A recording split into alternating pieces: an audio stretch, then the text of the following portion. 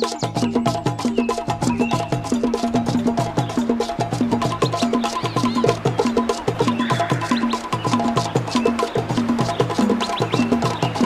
Everyone, तो KNS classes पे आपका हार्दिक स्वागत है। और आज हम प्लांट किंगडम यानी वनस्पति जगत का लेक्चर नंबर 02 लेके आए हैं, जिसके अंदर बात करनी है अपन को बचे हुए 3 अप्रोच के ऊपर।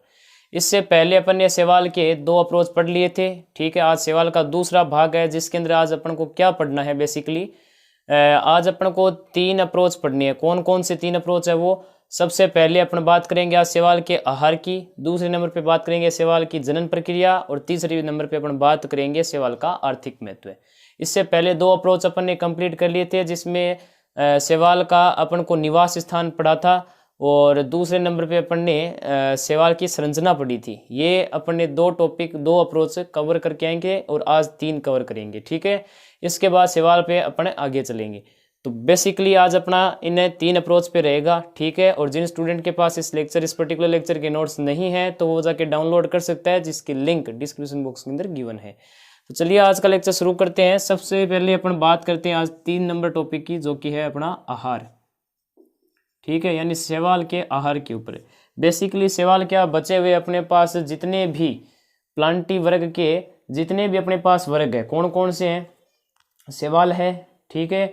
उसके बाद ब्रायोफाइट है, टेरिडोफाइट है, जिम्नोस्पर्म है और एंजियोस्पर्म है। ये 5 जो टॉपिक है, इनका आहार समान रहेगा, क्योंकि सारे के सारे प्लांटी जगत से, यानी कि अपने पास पेड़ पौधे हैं, और पेड़ पौधों का जो आहार है वो एक जैसा ही होता है सारों का, ठीक है। तो इसको बार बार नहीं पढ़ना, एक बार में टॉपिक को कवर कर लेना है। आज आहार पढ़ाया जाएगा, वही सारों के अंदर रहेगा, ठीक है। तो बार बार अपन को आहार के ऊपर बात नहीं करनी है। तो आहार कौन सा होता है? जैसा कि आपको पता होगा, ऑक्सीजन युक्त प्रकाश संश्लेषण द्वारा ये क्या करते हैं? अपना भोजन बनाते हैं, भोजन तैयार करते हैं, ठीक है। आपको पता होगा प्रकाश संश्लेषण द्वारा ही होगा। ये जब प्लांट है, ठीक है, पौधे हैं, तो ऑक्सीजन से युक्त प्रकाश संश्लेषण यहाँ पे इनका भोजन का स्रोत रहेगा, ठीक है। ये छोटी क्लासों से पढ़ते आ रहे होंगे कि सबसे पहले क्या होता है, प्लांट को क्या चाहिए कि जो इनके क्लोरोफिल है, जो इनके वर्णक है, वहां से क्या होता है, प्रकाश को इकट्ठा किया जाता है, ठीक है। और प्रकाश की उपस्थिति में फिर अपने पास जल और CO2, इनसे मिलके फिर क्या बनता है? अपने पास ग्लूकोज बनता है, ठीक है। ये बात आपने पढ़ रखी है, ओके। ये बात समझ में आ रही है ना भाई? अब देखो होगा क्या, सबसे पहले अपने पास ये होगा कि जो H2O है, इसमें क्या होगा, कोई X नाम का यौगिक होगा, कुछ भी हो सकता है X, ठीक है। अलग अलग वर्णकों में अलग अलग प्रकाश जो संश्लेषण प्रक्रिया होती है, इसमें X का अलग अलग रोल रहता है, ठीक है। कोई लवण मान सकते हो आप।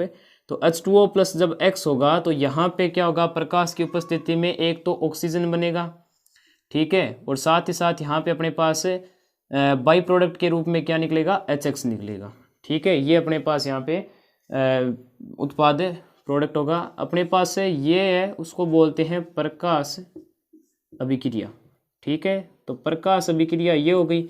इसके बाद ये जो HX है, ठीक है, वो अभिक्रिया किसके साथ करेगा? CO2 के साथ, और क्या बना देगा यहाँ पे?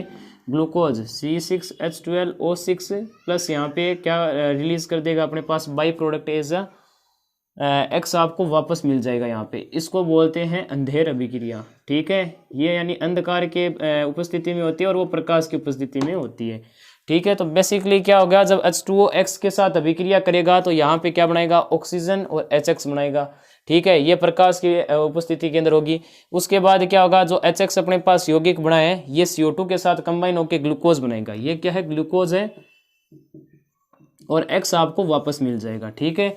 ये चीज़ हो गई। आप एज ए X को उत्प्रेरक भी मान सकते हैं यहाँ पे। ये चीज़ क्लियर है? अब देखो यहाँ पे क्या हो रहा है, अपने पास ऑक्सीजन मिल रहा है, ठीक है, और ऑक्सीजन युक्त इसीलिए बोला है, ऑक्सीजन मिल रहा है और ग्लूकोज मिल रहा है, ठीक है। तो यहाँ पे अपन क्या बोल सकते हैं, जो अपने पास जो प्रतिफल है अपने पास, तो प्रतिफल अपने पास क्या हो रहा है भाई? ऑक्सीजन बन रहा है, ठीक है। तो सारे के सारे अपने पास प्लांटी वर्ग में हो, चाहे अपने पास सवाल हो, चाहे ब्रायोफाइट हो, चाहे टेरिडोफाइट हो, चाहे जिम्नोस्पर्म हो, चाहे एंजियोस्पर्म हो, सारों के अंदर ही क्या रहता है? अपने पास प्रतिफल O2 रहता है। खाना बनाने का तरीका यही रहेगा, ऑक्सीजन युक्त प्रकाश संश्लेषण, ठीक है। तो बेसिकली अपने पास आहार यही रहता है। भला सवाल हो, कोई सा भी वर्ग ले लो आप, सारों के अंदर अपने पास जो आहार होगा वो यही रहेगा, ठीक है। ये प्रारूप आहार का रहेगा। तो पहले आप ये इतना नोट कर लीजिए, फिर अपन इसके जनन प्रक्रिया के ऊपर चलते हैं। ठीक है, तो नोट कर लीजिए, फिर अपन आगे चलते हैं। अब अपने आगे फोर्थ जो अपने पास अप्रोच है उसके ऊपर चलते हैं, जो कि क्या है, शैवाल की जनन प्रक्रिया। तो इसके जनन प्रक्रिया के ऊपर बात करेंगे अब अपने। देखो बेसिकली जो जनन प्रक्रिया है उसके अंदर क्या होगा, जनन प्रक्रिया को मैं दो भागों के अंदर बांट रहा हूँ। एक तो है मेरे पास अलैंगिक जनन, ठीक है, और एक मेरे पास है लैंगिक जनन, जो कि आप छोटी क्लासों में पढ़े होंगे। ठीक है, अलैंगिक और लैंगिक जनन। ठीक है, देखो अलैंगिक जनन के अंदर मेरे को दो चीज़ें पढ़नी है। दो प्रकार से अलैंगिक हो सकता है, एक तो होता है विखंडन, ठीक है, और एक मेरे पास विखंडन क्रिया बोल सकते हो या प्रक्रिया बोल सकते हो, इसके द्वारा जनन होता है। और एक अपने पास क्या है, बीजाणु का निर्माण। ठीक है, तो इन दो के द्वारा यहाँ पे क्या होता है, अपने पास बेसिकली जनन होगा। ठीक है, तो जनन प्रक्रिया इन दो के द्वारा अपने पास विस्थापित होगी। ये चीज़ क्लियर है आपके। देखो अब यहाँ पे मैं क्या करूँगा, पहले विखंडन प्रक्रिया को पढ़ता हूँ। तो सबसे पहले देखो अपन बात करते हैं विखंडन प्रक्रिया। तो विखंडन प्रक्रिया के अंदर बेसिकली क्या रहेगा, विखंडन प्रक्रिया के अंदर ये रहेगा कि मान लो मेरे पास ये कोई एक शैवाल है तंतुमयी, ठीक है, ये मेरे पास मान लो एक शैवाल है यहाँ पे, तंतुमयी शैवाल है यहाँ पे। और ये मान लो आगे जाके क्या है कि अगर छोटे छोटे शैवाल के अंदर मान लो ये यहाँ पे टूट गया, ठीक है, तो ये अपने पास क्या हो जाएगा, विखंडन प्रक्रिया से जनन प्रक्रिया हो गई। ठीक है, दूसरा देखो मेरे पास क्या, बस इसके अंदर इतना ही होगा भाई। विखंडन के अंदर क्या हो सकता है कि अपने पास जो शैवाल है, ठीक है, जो शैवाल के खंड है वो क्या होंगे, अलग अलग हो जाएंगे, और ये अपने पास क्या बनेंगे, यहाँ पे नए थैलस बन जाएंगे। ठीक है, नए थैलस बन जाएंगे। अच्छा, पिछले लेक्चर में मैंने बताया नहीं था कि थैलोइड क्या होता है, ठीक है, वो बताना भूल गया था, और चलो मैं आपको आज बता देता हूँ कि थैलोइड क्या होता है, जिसके अंदर ज़्यादा भिन्नता ना पाई जाए। जैसे कि बाकी अगर आप पौधों के बारे में बात करें तो उसके अंदर पत्तियाँ होती है, जड़ें होती हैं, ठीक है, और भी आपको मिलेंगे जैसे कि तना है, ठीक है, तो ये सारे कुछ उपस्थित होते हैं, तो उनको थैलोइड नहीं बोलते। थैलोइड किसको बोलते हैं, जिसमें जड़ ना हो। ठीक है, थैलोइड मान सकते हो आप एकदम समतल जैसे रहेगा, उसके ऊपर कुछ नहीं रहेगा, जैसे पत्तियाँ नहीं होगी, जड़ नहीं होगी, तना भी नहीं होगा, ठीक है, उसको थैलोइड बोलते हैं। ठीक है, तो अपने पास नए यहाँ पे थैलस बन जाएंगे, उसको थैलोइड बोलते हैं। ये चीज़ क्लियर है। अच्छा, उसके बाद अपन पढ़ते हैं बीजाणु का निर्माण। तो बेसिकली बीजाणु का जो निर्माण है उसके अंदर क्या होगा कि ये मेरे पास मान लो एक शैवाल है, और शैवाल का मान लो मैं इस खंड के बारे में बात कर रहा हूँ, तो यहाँ पे क्या होंगे, फिर नए नए मेरे पास यहाँ पे क्या होंगे, कोशिकाएं विभाजित होती चली जाएगी ऐसे। ठीक है, और जो अपने पास इसके अंदर बनेंगे उनको बोलते हैं बीजाणु। ठीक है, तो आप बोल सकते हो कि बीजाणु क्या है, एक एकल कोशिक जीव है, या फिर एकल कोशिक कोशिका है, ऐसे भी बोल सकते हो। ठीक है, एकल कोशिक कोशिका है। तो बीजाणु एक एकल कोशिक कोशिका है, और बाद में क्या होगा, यहाँ से कुछ एक जो शैवाल का भाग है यहाँ से टूटने से क्या होंगे, ये बीजाणु बाहर आ जाएंगे इसे। ठीक है, ये बीजाणु यहाँ पे बाहर आ जाएंगे। अब यहाँ पे कंडीशन क्या हो सकती है यहाँ पे कि या तो इसके ऊपर फ्लैजिला हो। ठीक है, फ्लैजिला मैंने बताया था ना वही, जिससे क्या होता है अपने पास शैवाल चलायमान रहता है। तो ये मेरे पास एक मान लो मैंने बीजाणु लिया, ठीक है, अगर इसके ऊपर फ्लैजिला है तो इसका मतलब क्या होगा, यहाँ पे बीजाणु चलायमान होगा। ठीक है, बीजाणु मेरे पास क्या होगा, चलायमान होगा, जिसको जूस्पोर बोलते हैं। ठीक है, इसको जूस्पोर बोलते हैं। और अगर मेरे पास फ्लैजिला उपस्थित नहीं होगा तो ये चलायमान नहीं रहेगा। ठीक है, तो इसको आप बोल सकते हो अचलायमान। तो ये चलायमान नहीं है, इसको वैसे बोलते हैं प्लेनोस्पोर। ठीक है, इसको प्लेनोस्पोर बोलते हैं, जो चलायमान नहीं होता है। ठीक है, इसके ऊपर फ्लैजिला नहीं होगा। तो अब क्या होगा, बाद में ये मैंने बता दिया कि बीजाणु पे अगर अपने पास फ्लैजिला है तो इसका मतलब वो बीजाणु क्या है, चलायमान है, और जूस्पोर बोलते हैं उसको। फिर यहाँ पे क्या होगा कि ये अपने पास जो जूस्पोर है, ठीक है, ये फिर ज़्यादातर जो शैवाल होते हैं वो जूस्पोर रहते हैं। ठीक है, उसके ऊपर क्या होता है, फ्लैजिला होता है, और फिर ये आगे जाके फिर क्या होगा, बहुत सारे जूस्पोर बना लेगा, और यहाँ पे क्या बन जाएगी, एक अपने पास धीरे धीरे धीरे धीरे फिर समय के साथ मेरे पास यहाँ पे एक शैवाल तैयार हो जाएगा एक बीजाणु से। ठीक है, तो बेसिकली मेरे पास अलैंगिक जनन के विखंडन प्रक्रिया और बीजाणु प्रक्रिया यहाँ पे समाप्त होती है। विखंडन के अंदर क्या होगा, कोई सा भी एक खंड क्या होगा, बाद में टूट जाएगा, जिससे नए थैलस बनेंगे, और बीजाणु का निर्माण होगा, तब यहाँ पे क्या होगा, कोशिका है वो विभाजित होके, और थोड़ा सा भाग जो शैवाल का है वो कट होते ही क्या होगा, बीजाणु बाहर निकल जाएंगे। अगर बीजाणु पे क्या है फ्लैजिला है, तो फ्लैजिला होने से फिर क्या होगा, जो बीजाणु है वो अपने पास चलायमान होगा, इसको जूस्पोर बोलते हैं। और अचलायमान हो यानी फ्लैजिला ना हो तो उस कंडीशन को बोलते हैं प्लेनोस्पोर। फिर क्या होगा, अपने पास जो जूस्पोर होगा उससे फिर क्या होगा, अपने पास नया शैवाल है वो उत्पन्न होगा, जूस्पोर आगे और वृद्धि करते जाएंगे। ये चीज़ क्लियर है, ठीक है। उसके बाद मैं चलता हूँ लैंगिक जनन पे, पहले आप ये नोट कर लीजिए फिर अपना आगे चलते हैं, तो कर लीजिए। तो अब अपने आगे चलते हैं, ठीक है। और जनन का जो अपने पास दूसरा भाग था वो कौन सा था, लैंगिक जनन, ठीक है। तो लैंगिक जनन के अंदर अपन को क्या पढ़ना है अभी बताते हैं। लैंगिक जनन का मतलब क्या हो गया कि जब अपने पास क्या होते हैं, दो युग्मक आपस में संकलित होकर या मिलकर भ्रूण बनाते हैं, ठीक है, इसको अपन क्या बोल देते हैं, जब लैंगिक जनन, ठीक है। भ्रूण बनने के बाद फिर क्या बनता है, अपने पास ऑफ स्प्रिंग यानी संतति बनती है। ये चीज़ क्लियर है। अब देखो यहाँ पे दो युग्मक मिलकर या अपने पास यहाँ पे क्या बना रहे हैं, भ्रूण बना रहे हैं। इस आधार पर देखिए तो जो शैवाल के अंदर लैंगिक जनन है वो 3 प्रकार से विभाजित कर सकते हो। एक तो मेरे पास है समयुग्मकी। अब देखो समयुग्मकी के अंदर क्या होगा, समयुग्मकी के अंदर ये होना है कि जो अपने पास दोनों युग्मक होंगे, ठीक है, दोनों युग्मक का जो आकार होगा वो समान रहेगा, ठीक है। आकार क्या रहेगा, मेरे पास समान रहेगा, ठीक है। इसके अंदर जब आकार समान रहेगा तो दो मेरे पास केस यहाँ पे बैठते हैं। एक तो क्या होगा कि जब दोनों युग्मक के पास देखो समान आकार के हैं और इन दोनों पे अगर फ्लैजिला उपस्थित है, ठीक है। एक मेरे पास क्या होता है कि दोनों ही मेरे पास जो कोशिका है, ठीक है, जो युग्मक है, और इन युग्मकों पे मान लो फ्लैजिला उपस्थित नहीं है, इसका मतलब ये चलायमान है, ठीक है, और ये अचलायमान है। ये अपने पास कैसा हो गया, अचलायमान, ठीक है। इसका मतलब इन दोनों, ये जो दो है अपने पास, इसको क्या बोलते हो, अगर फ्लैजिला उपस्थित होता है तो जूस्पोर बोलते हो आप, ठीक है। इसको क्या बोलते हो आप भाई, दोनों यहाँ पे क्या है, दोनों ही जूस्पोर है, ठीक है। और ये मैंने अभी बताया था दोनों ही क्या है, दोनों ही प्लेनोस्पोर है। तो बेसिकली मेरे पास ये हो गया। अब देखो अगर चलायमान होते हैं, ठीक है, चलायमान होते हैं, दोनों जूस्पोर होते हैं युग्मक के, ठीक है। इसका उदाहरण कहाँ मिलता है, ये आपके शैवाल की एक प्रजाति का नाम है, उदाहरण आप लगा के लिख सकते हो यहाँ पे, स्पाइरोगायरा, स्पाइरोगायरा, ठीक है। तो स्पाइरोगायरा है वो अपने पास किसका उदाहरण हो जाएगा, समयुग्मकी के, जब दोनों ही अपने पास समान आकार के युग्मक रहते हैं, ठीक है, और उन पे फ्लैजिला उपस्थित होता है, तो उसके अंदर आप उदाहरण लगा सकते हो कि ये जो लैंगिक जनन है वो कहाँ पाया जाता है, स्पाइरोगायरा के अंदर पाया जाता है। और इसका आप यहाँ पे लगा सकते हो उदाहरण यूलोथ्रिक्स, ठीक है। तो यहाँ पे आप यूलोथ्रिक्स लगा सकते हो, इसमें उदाहरण, ये भी शैवाल की प्रजाति है जिसमें दोनों ही युग्मक के ऊपर अपने पास फ्लैजिला नहीं होने की वजह से दोनों ही अचलायमान होते हैं और समान आकार के होते हैं, ठीक है। तो ये अपने पास क्या हो गया, समयुग्मक हो गया। दूसरे नंबर पे जो मेरे पास है वो है असमयुग्मकी, ठीक है। तो असमयुग्मकी के अंदर क्या होने वाला है कि जो अपने पास दोनों युग्मक हैं उनका माप यानी कि आकार यहाँ पे क्या होगा, भिन्न भिन्न होगा, ठीक है।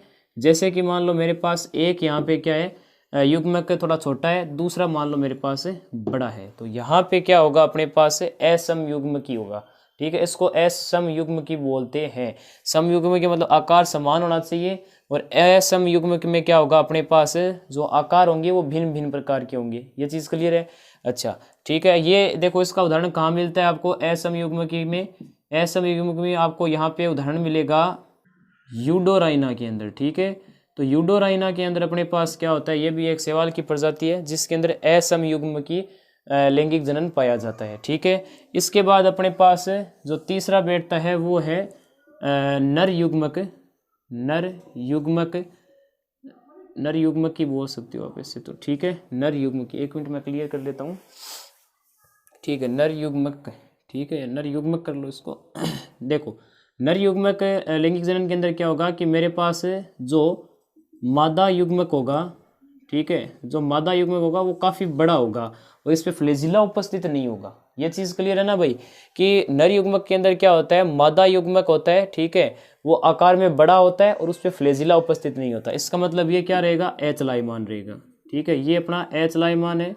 और यहाँ पर क्या होगा, जो नर अपने पास जो युग्मक होगा वो काफ़ी छोटा होगा, नर युग्मक इसके कंपेयर में काफ़ी छोटा होगा और इस पे फ्लैजिला भी उपस्थित होगा, तो ये चलायमान होगा। ठीक है, तो ये चीज़ आपको कहाँ पर दिखेगी, नर युग्मक के अंदर। ठीक है, जिसके अंदर मादा युग्मक का वो अचलायमान है और नर युग्मक क्या है, चलायमान है, और ये दोनों फिर आपस में क्या करेंगे, भ्रूण बना लेंगे और आगे शैवाल का निर्माण होगा। ये चीज़ क्लियर है। अच्छा, तो मैंने बोल दिया जैसा कि शैवाल की जो जनन प्रक्रिया वो दो प्रकार की होती है, एक अपने पास है लैंगिक, एक है अलैंगिक। अलैंगिक के अंदर मैंने दो पढ़ाए थे, जिसके अंदर पहला अपने पास क्या था, विखंडन, और दूसरा अपने पास क्या था, स्पोर बनाना। ठीक है, यानी बीजाणु बनाना। उसके बाद लैंगिक के अंदर तीन थे, समयुग्मक, असमयुग्मक और नर युग्मक। अपने पास समयुग्मक के अंदर जो दोनों युग्मक होते हैं उनके आकार क्या होते हैं, समान होते हैं। ठीक है, या तो क्या होता है उसके ऊपर अपने पास ये अपने पास फ्लैजिला होता है, इसका मतलब चलायमान होता है, जिसमें आप बोल सकते हो कि दोनों जू स्पोर है, या फिर अचलायमान होंगे, यानी दोनों ही क्या होंगे, प्लेनोस्पोर होंगे। इसके उदाहरण है वो कौन से हो जाएंगे, स्पाइरोगायरा, और इसका क्या हो जाएगा, यूलोथ्रिक्स हो जाएगा। असम युग्म में क्या हो जाएगा, अपने पास दोनों युग्म का माप या फिर आकार असमान रहेगा। ठीक है, और जैसे एक बड़ा एक छोटा हो गया अपने पास। ठीक है, ये चीज़ है, और उदाहरण इसका जैसे यूडोराइना है। और फिर नर युग्मक की बात करें तो मादा जो युग्मक है वो अचलायमान है, यानी कि फ्लैजिला उपस्थित नहीं होगा और काफ़ी बड़ा होगा, और जो नर युग्मक है वो उसका आकार थोड़ा छोटा होगा। ये चीज़ क्लियर है। अच्छा, ये इसका अपने पास शैवाल की जनन प्रक्रिया यहाँ पे समाप्त होती है।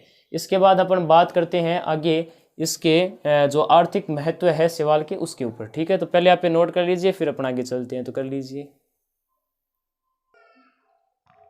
अब अपने आगे चलते हैं, जिसके अंदर शैवाल के आर्थिक महत्व के ऊपर बात करनी है। देखो, सबसे पहला पॉइंट क्या कहता है कि शैवाल जलीय यानी समुद्री वातावरण में पाए जाते हैं। जाहिर सी बात है, अपन ने पढ़ लिया। प्रकाश संश्लेषण भी करते हैं, ये भी पढ़ लिया। और प्रकाश संश्लेषण से ऑक्सीजन उत्पन्न होती है ना, तो यहाँ पे क्या होगा, ऑक्सीजन की सांद्रता भी बढ़ाती है शैवाल, और क्या करती है, 50% लगभग जो जलीय वातावरण है उसके अंदर CO2 कम करती है। ठीक है, शैवाल, मेरी बात गौर से सुनिएगा, शैवाल प्रकाश संश्लेषण करती है और प्रकाश संश्लेषण से ऑक्सीजन देती है। अर्थात लगभग वातावरण में इनका वातावरण क्या रहता है, जैसा कि मैंने बताया था, मरीन लाइफ है। ठीक है, यानी कि अपने पास समुद्री वातावरण के अंदर ये पाई जाती है। ठीक है, ऑक्सीजन जब देगी तो ऑक्सीजन की मात्रा बढ़ेगी। ठीक है, समुद्र के अंदर, जिससे और भी जीव है वो क्या कर सकते हैं, अपने श्वसन तंत्र को चला सकते हैं। ठीक है, दूसरी बात करें तो यहाँ पे ये क्या करती है, जो भी प्रकाश संश्लेषण होता है तो प्रकाश संश्लेषण के लिए उसको क्या चाहिए, CO2 भी चाहिए।